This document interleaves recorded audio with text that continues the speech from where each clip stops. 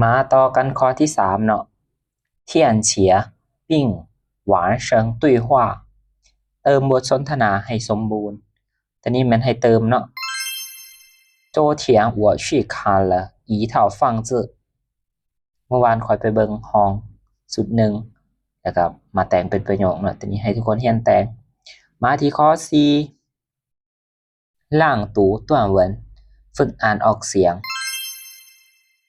我想在学校附近租一套带厨房的房子ข้อยอยากเช่าห้องที่มีเรือนครัวอยู่แถวโรงเรียน我想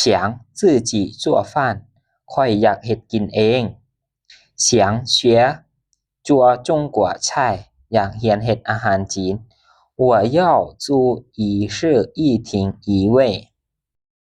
อยากเช่า1ห้องนอน1ห้องรับแขก1ห้องน้ำ就是一个卧室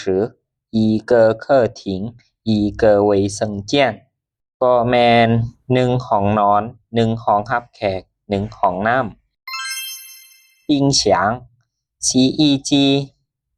ยังต้องมีโทรทัศน์ตู้เย็นตู้ซักผ้ามาต่อข้อที่5เนาะ汉字เรียนสี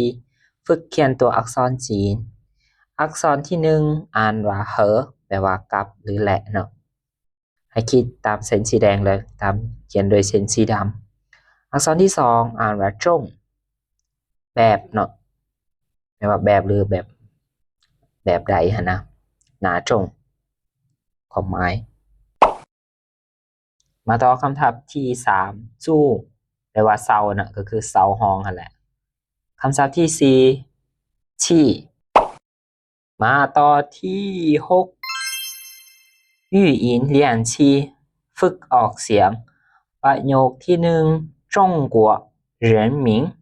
ภาษาชนจีนประโยคที่2中国人民สื่อภาษาจีนเนาะ